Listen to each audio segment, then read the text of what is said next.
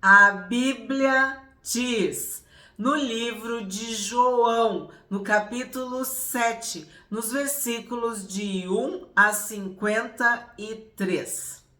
Passadas essas coisas, Jesus andava pela Galileia, porque não desejava andar pela Judéia, visto que os judeus queriam matá-lo. Então, assim, ó, eu tenho explicado para vocês essa ida e vinda do Senhor Jesus.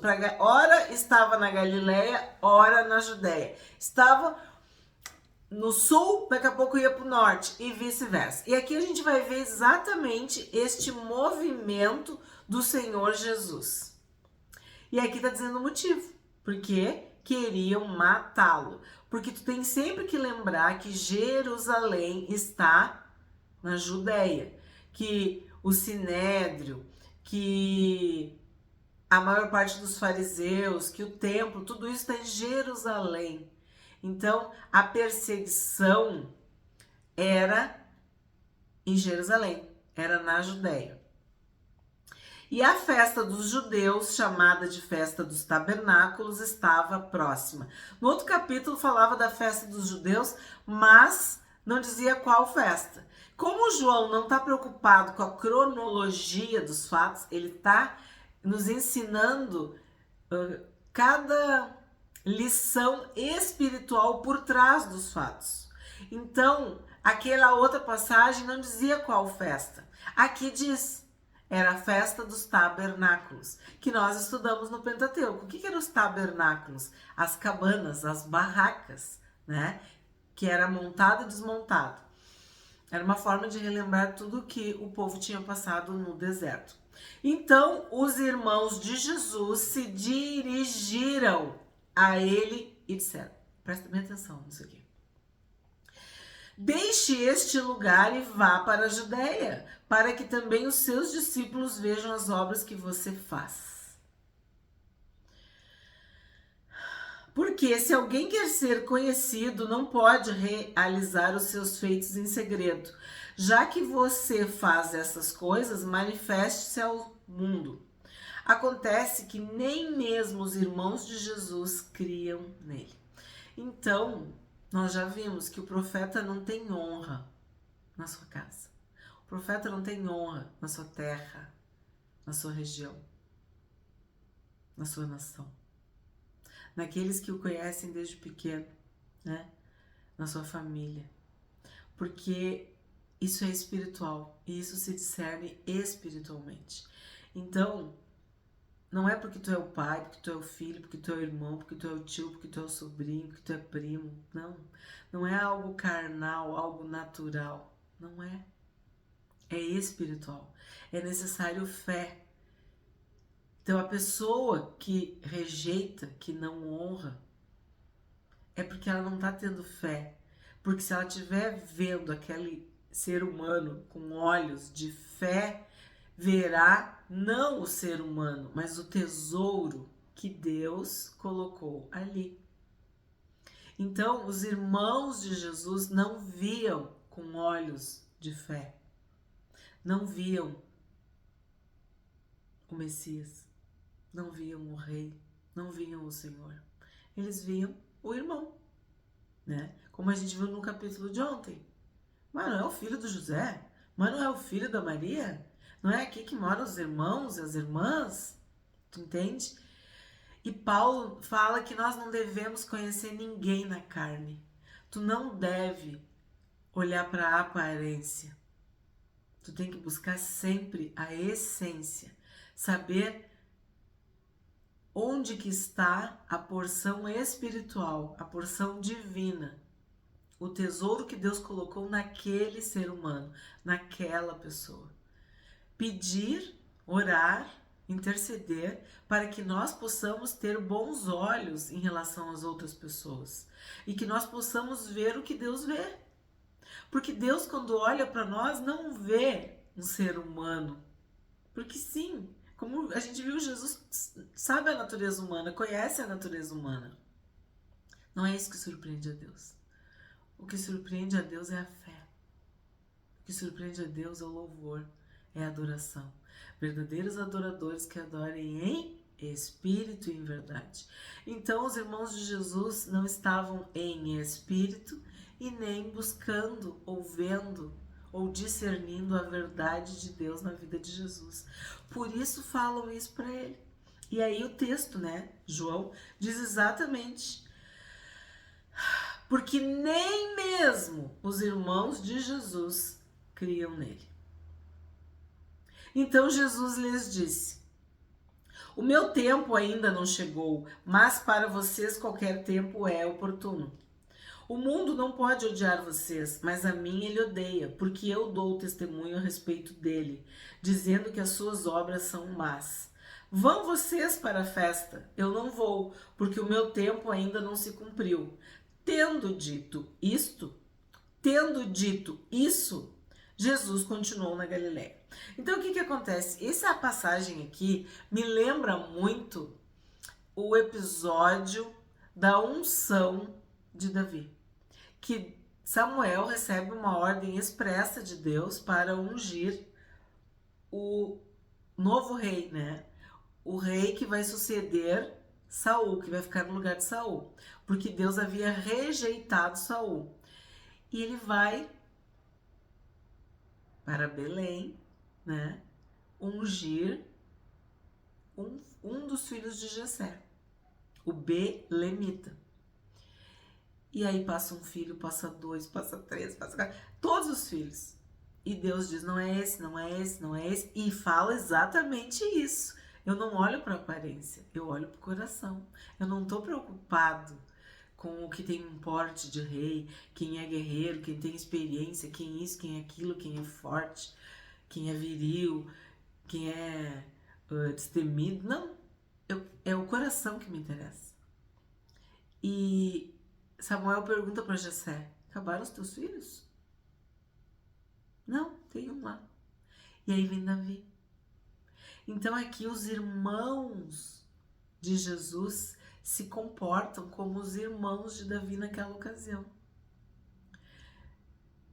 Ninguém acreditava que Davi pudesse ser o rei.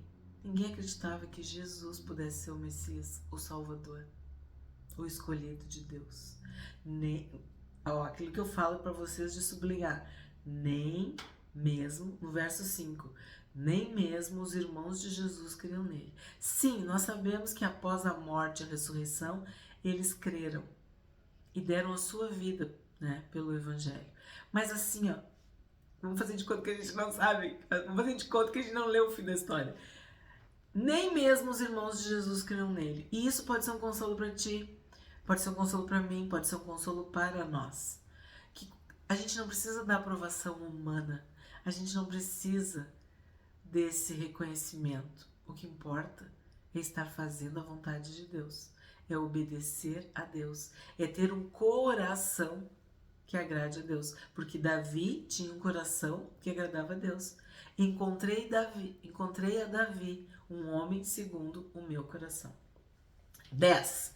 Depois que seus irmãos tinham ido à festa, Jesus também foi, não publicamente, mas em segredo. Ora, os judeus o procuravam na festa e perguntavam: onde estará ele? E havia grande murmuração a respeito de Jesus entre as multidões. Uns diziam: ele é bom. E outros afirmavam: não, não é. Ele engana o povo. Entretanto, ninguém falava dele abertamente por ter medo dos judeus. Então, o que a gente vê? Que havia uma grande murmuração. Sabe, meio torcida? Ah, ele é bom. Não, ele não é bom. Ele é o Messias, não é o Messias. Enfim, uns criam e outros não. E o que a gente vê? Que Jesus aqui usou de sabedoria. Se ele fosse junto com seus irmãos, todo mundo ia ver. E ele ia estar se colocando em risco. E o que acontece? Que Jesus já falou várias vezes: não é o tempo, não é chegada a hora, não é a minha hora. E isso é uma lição para nós. Não é porque é certo que tem que ser feito agora. Não, há um tempo para todas as coisas. Há um tempo determinado debaixo do céu para todo propósito. O homem sábio, a pessoa sábia, ela discerne o tempo e o modo de fazer. Então Jesus sabia que não era o tempo, ele não ia precipitar as coisas, ele não ia antecipar as coisas. Então, ele vai em oculto, ele vai em segredo. Ele não vai publicamente, também não vai com a sua família, porque havia uma grande murmuração, uma confusão, né? Eles estavam já, como que se diz, falando de Jesus. Como é que eu posso falar? Já era um assunto, sabe? Quando as pessoas começam já a ter suas opiniões, suas impressões, suas escolhas. Era isso que já estava acontecendo. Já tinha gente torcendo. Acho que o melhor é isso. Já tinha virado um time, uma torcida, né? Ele é bom. Não, não é. Ele engana o povo. Dividindo, né? Jesus disse, né? Que ia acontecer exatamente isso. Ele ia dividir. O pai ia ficar contra o filho ia ficar contra o pai. Porque é o que acontece. O filho se converte, mas o pai não. O pai se converte, o filho não. Então Jesus é esse divisor, né? Tanto que a humanidade foi dividida, né? Antes de Cristo, depois de Cristo. E aqui já estava acontecendo isso. Uma murmuração. Uns diziam, ele é bom, e outros afirmavam, não, ele não é. 14. Quando a festa já estava na metade, Jesus foi ao templo e começou a ensinar. Então os judeus se maravilhavam e diziam, como é que ele pode ser letrado se não chegou a estudar?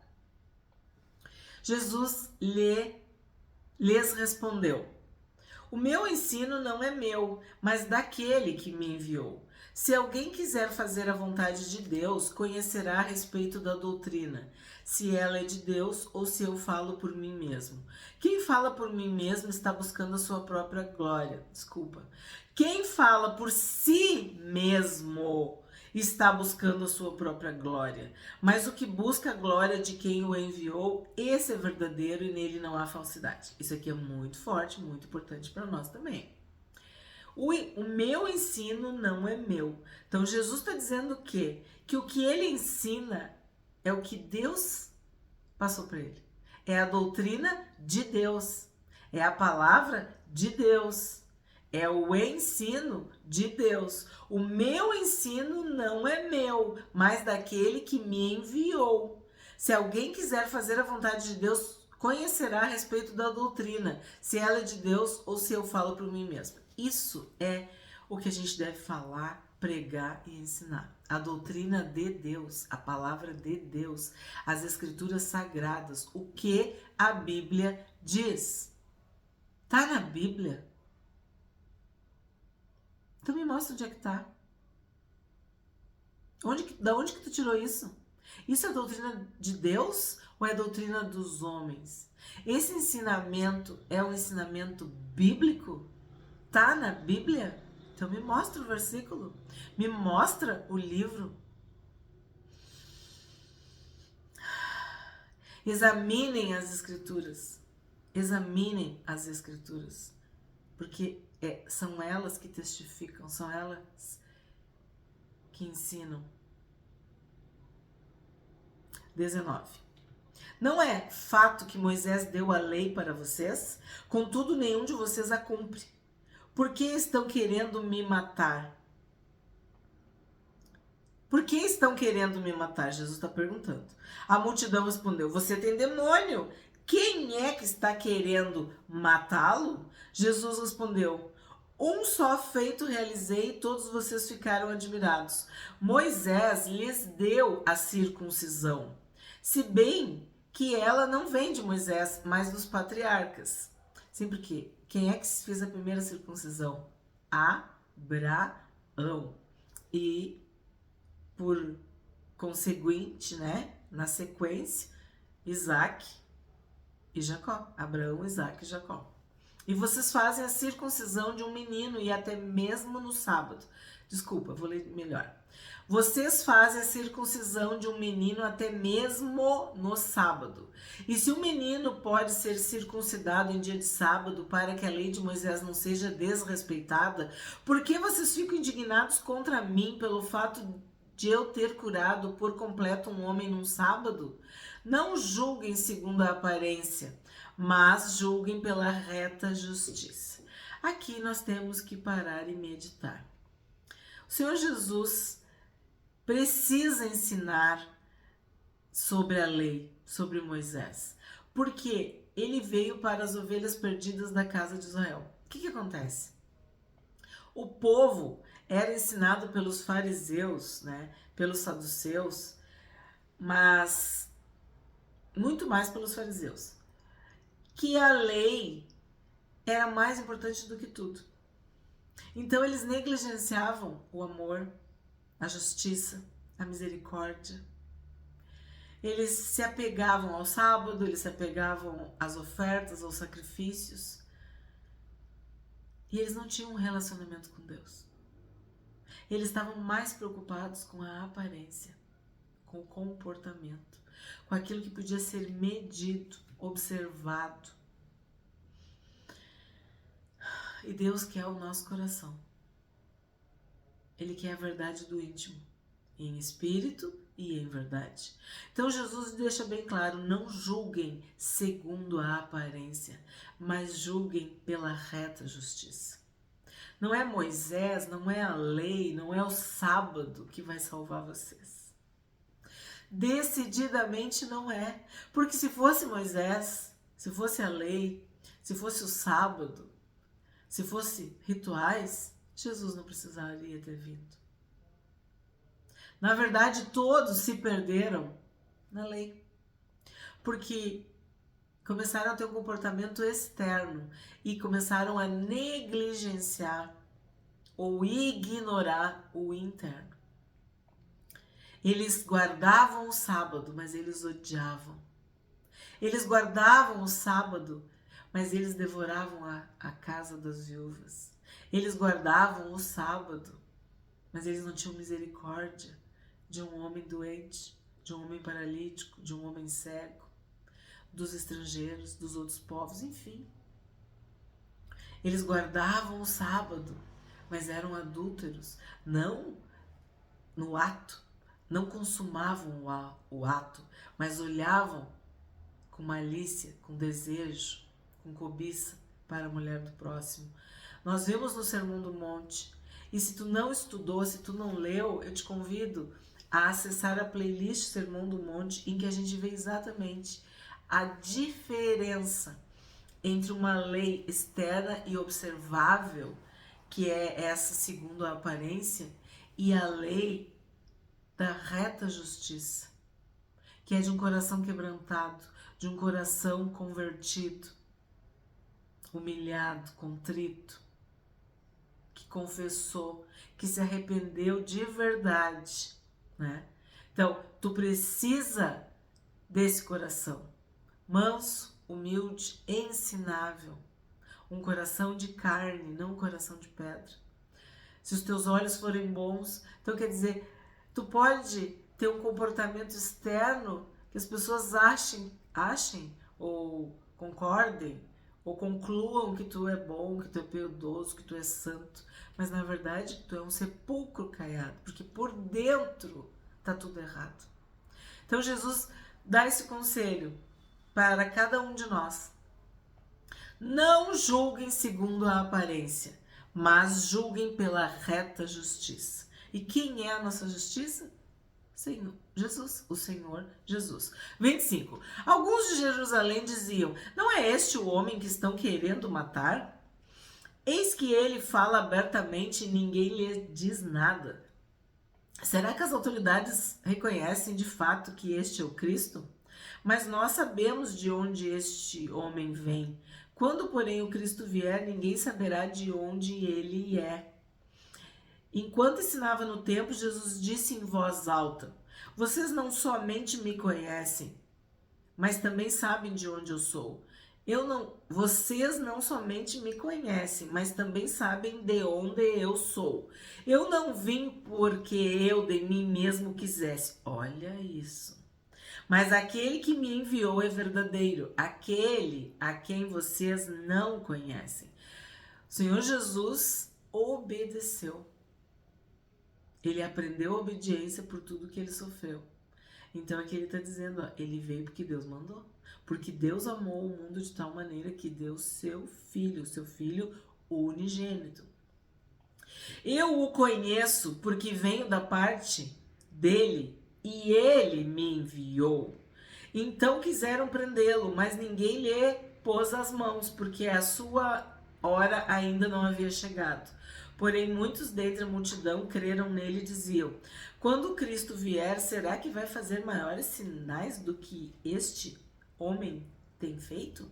Então, o que acontece? Aqui tem muita coisa para a gente analisar, mas o que eu vou destacar? Primeiro, Jesus foi enviado por Deus. Enviado por Deus. Ele obedeceu a Deus. Ele se esvaziou da sua glória, daquela glória que ele tinha junto ao Pai, para nos salvar, para sofrer no nosso lugar, para sofrer no corpo, na alma e no espírito. Por quê? Porque ele pegou todo o nosso pecado. Ele foi rejeitado, ele foi traído, ele foi envergonhado, humilhado e sim, ele sofreu muita dor física, foi torturado, as feridas dele, né? Nós somos curados pelas suas pisaduras, pelas suas feridas. Então Jesus sofreu no nosso lugar. E aqui fala de algo que é bem importante, ó. Quando diz assim: eu o conheço porque venho da parte dele e ele me enviou. Então, o Senhor Jesus é Deus e Deus, ele colocou assim, os seus atributos em Jesus. Jesus é 100% Deus, mas ele se esvazia da sua glória como Deus para ser totalmente humano. E é essa loucura, essa contradição que eles não conseguiam entender. Mas como que ele vai ser Deus se eu tô vendo um ser humano aí, um homem de carne e osso, que é filho do José, que é filho da Maria, que é irmão desse? Tu entende? Então, eles conheciam. Eles diziam assim, não, mas o Messias, ele não vem de Nazaré, ele vem de Belém. Mas sim, nós sabemos que Jesus nasceu em Belém, mas ele viveu a sua vida em Nazaré. E isso fazia parte, parece que dessa confusão, entende? Eu vim confundir os sábios, os entendidos, os eruditos,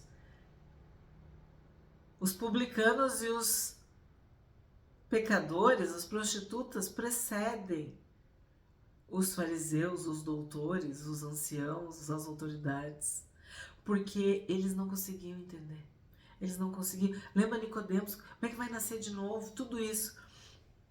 E eles não conseguiam fazer nada porque não era chegado a hora, não estava no tempo ainda. 32. Os fariseus, ouvindo a multidão murmurar essas coisas a respeito de Jesus, juntamente com os principais sacerdotes, enviaram guardas para o prender. Jesus disse: ainda por um pouco de tempo estou com vocês, e depois irei para junto daquele que me enviou.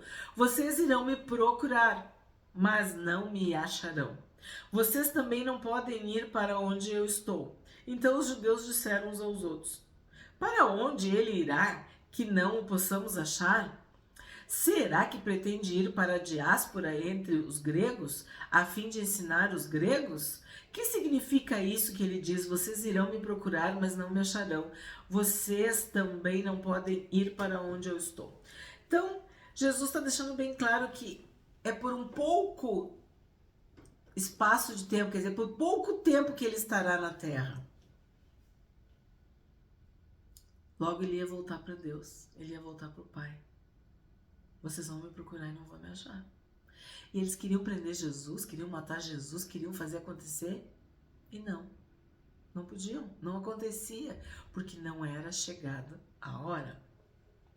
37. No último dia, o grande dia da festa, Jesus se levantou e disse em voz alta: Se alguém tem sede, venha a mim e beba. Quem crer em mim, como diz a Escritura, do seu interior fluirão rios de água viva. Isso ele disse a respeito do Espírito que os que nele crescem haviam de receber, pois o Espírito até aquele momento não tinha sido dado, porque Jesus ainda não havia sido glorificado. Então a gente vê que isso aqui é uma explicação de João, né? Quem crer em mim? O segredo de tudo é crer.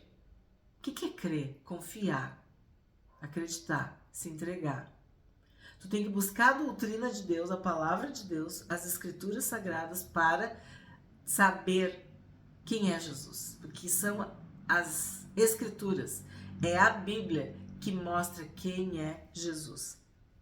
Então, quem crer em mim, do seu interior, como diz as escrituras, fluirão rios de água viva. O que quer dizer isso? Vida eterna, salvação, perdão de pecados. 40. Quando ouviram estas palavras, alguns do meio do povo diziam: Esse é verdadeiramente o profeta? Outros diziam: Ele é o Cristo. Outros, porém, perguntavam: Por acaso o Cristo virá da Galileia? Não diz a Escritura que o Cristo vem da descendência de Davi e da aldeia de Belém, de onde era Davi? Assim, houve divisão entre o povo por causa dele. Alguns queriam prendê-lo, mas ninguém lhe pôs as mãos. Foi o que eu tentei falar aquela hora ali, ó. Já tinha umas torcidas, já tinha partidos. Eu sou de Cristo. Eu não sou. Tem que matar. Não, tem que coroar rei. Tem que prender. Não, mas ele é profeta. Entende? E eles diziam, mas não diz as escrituras, quer dizer, tinha alguns que liam as escrituras e que esperavam o Messias, que viria de Belém. E sim, o Senhor Jesus veio de Belém, da descendência de Davi, tá tudo certo. Mas, para eles, ele era de Nazaré, né? E da Galileia. Belém, na Judéia. Belém, em Judá. Belém, perto de Jerusalém. Só para vocês lembrarem da geografia, tá? Os guardas voltaram à presença dos principais sacerdotes e fariseus e estes lhes perguntaram: Por que vocês não o trouxeram? E eles responderam: Jamais alguém falou como este homem. Os fariseus, não, olha o que os fariseus vão dizer. Os fariseus disseram aos guardas: Será que também vocês foram enganados? Sim, porque o que acontece? As pessoas se maravilhavam com o Senhor Jesus, com a autoridade. Ele não ensina como ensinam os fariseus, como os escribas, porque ele tinha autoridade.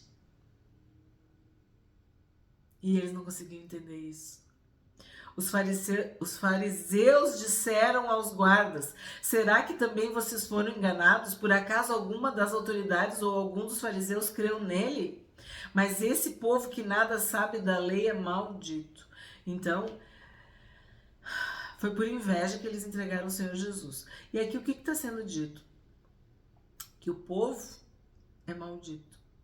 Então, quem conhecia a lei, quem ensinava, quem tinha poder, autoridade, status, eram os fariseus e os sacerdotes.